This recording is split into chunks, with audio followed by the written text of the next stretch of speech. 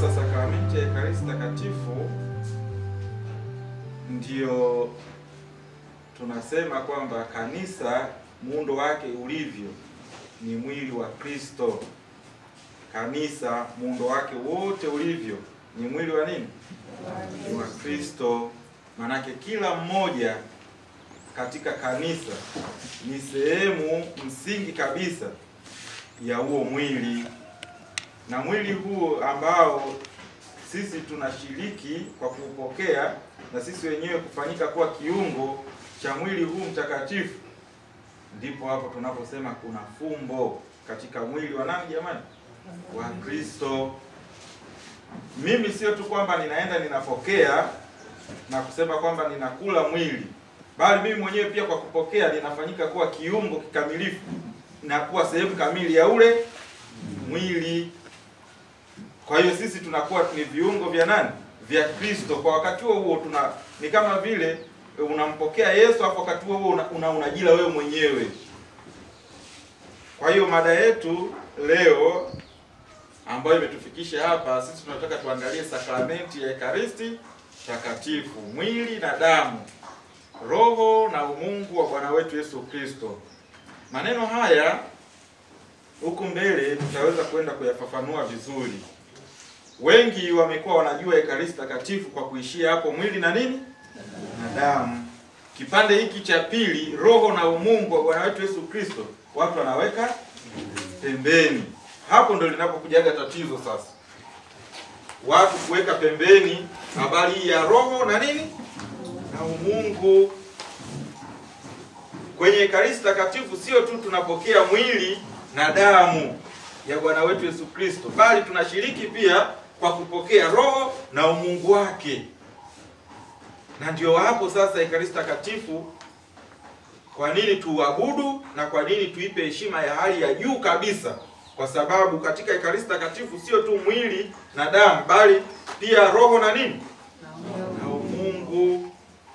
Roho na umungu. Sasa semina hii inaletwa kwenu nami Padre Boniface Mwanja. Tuliwahi kujitambulisha huko siku za nyuma kidogo, nadhani labda wengine tunakumbukana. Mimi ni paroko msaidizi katika parokia Mtakatifu Andrea Ifakara. Karibuni sana Ifakara. Asante.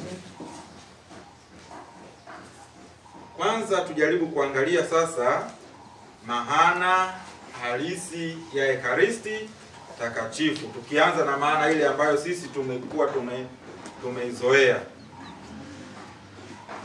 Maana ya kwanza ndio hiyo, tunasema kwamba Ekaristi Takatifu ni mwili na damu kweli. Ni mwili na damu kweli ya nani? Ya Bwana wetu Yesu Kristo, Mungu mtu katika maumbo ya mkate na divai. Kwa hiyo ninapoenda kupokea Ekaristi Takatifu, nijue kabisa kwamba mimi ninaenda kupokea mwili na damu kweli ya Bwana wetu Yesu Kristo, ambaye sasa katika badiliko lote linalofanyika pale, mimi bado katika upeo wa macho yangu nitaendelea kuona maumbo ya mkate na divai. Wapendwa, katika mabadiliko mengi ya kisayansi ambayo yanakuwa yanafanyika katika vitu, kuna badiliko moja ambalo limekuwa halifanyiki, ambalo muujiza wake pekee umefanyika katika Ekaristi Takatifu. Kwa mfano, tukachoma mti hapa, tukapata majivu au tukapata mkaa, sawa pale tunasema kuna badiliko la kiumbile ambalo limetokea, lakini substance ya ile kitu, yani kile kiini cha kile kitu kilichochomwa kipo.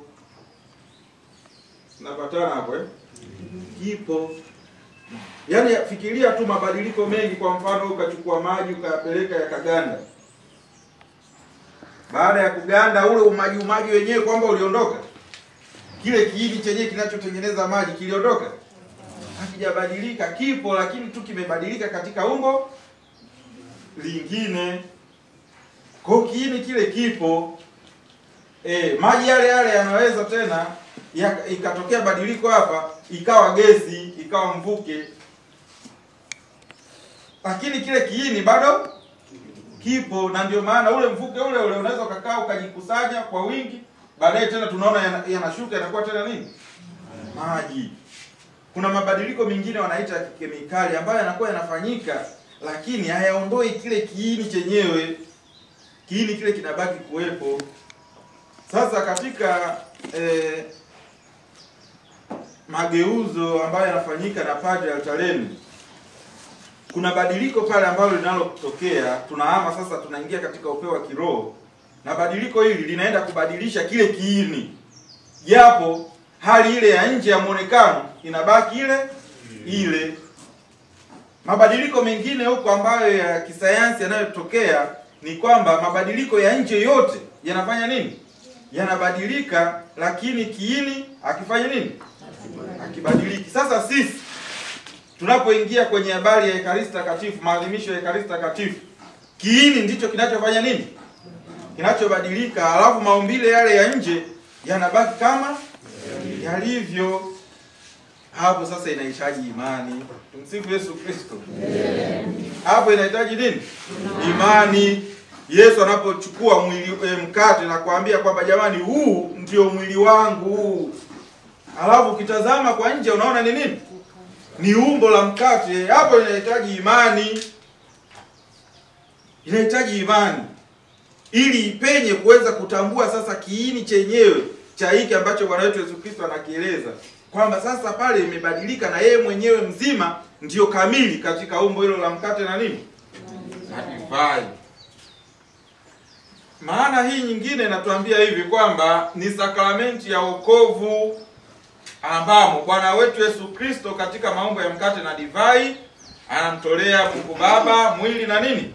Na damu yake, roho na umungu kwa ajili ya wokovu wa wanadamu. Kwa hiyo ni sakramenti ya wokovu. Sakramenti ni nini? Ndio tunasema kwamba sakramenti ni ishara wazi ama alama wazi ambayo imewekwa na nani? Na Bwana wetu Yesu Kristo. Kwa lengo gani? Kwa lengo la kutupatia sisi wokovu. Kwa hiyo sakramenti yoyote ile ambayo tunakuwa tunaiona ndani ya kanisa ipo kwa ajili ya kutupatia sisi nini? Wokovu. Na sakramenti ameweka nani? Ameweka Yesu Kristo. Kwa lengo la nini? Kwamba mwanadamu huyu katika safari yake yote ya maisha atembee na neema na baraka nyingi zinazomzunguka ili aweze kufikia lengo la kumfikia Mungu.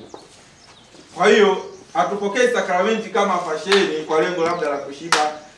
Kwa mfano Ekaristi Takatifu kwa lengo labda twende pale tushibe, na wala mtu ataki kwenda labda kapewa Ekaristi Takatifu kala hapo baadaye lalamika kwamba chakula chenyewe tupatia kidogo hata tushibe. Hapana, hichi ni chakula cha kiroho kwa lengo la kutupatia nini? Wokovu. Maana pana kidogo ya Ekaristi Takatifu tunaipata kwa kupitia Injili ya Yohane sura ya 6 aya 47 hadi 58. Hapo kuna hadithi ndefu ya Ekaristi Takatifu ambapo Yesu mwenyewe anaanza kwa kutoa katekesi. Pale kuna hadithi ya katekesi ambayo Bwana wetu Yesu Kristo anawafundisha wanafunzi wake, akiwaambia kwamba jamani, msipoula mwili wa Adamu na kuinywa damu yake nyinyi hamtakuwa na uzima wa milele. Na anaanza kuwaelekeza kwamba yani mimi lazima nyinyi mnile ili mpate uzima wa nini? Wa milele.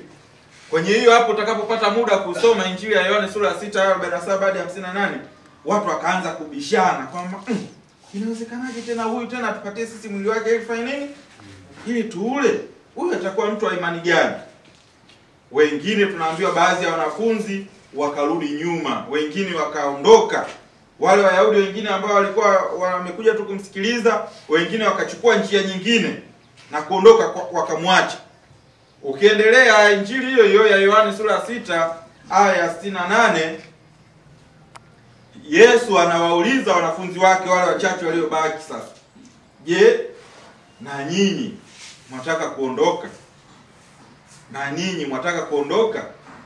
Petro baadaye anasema kwamba twende kwa nani Bwana?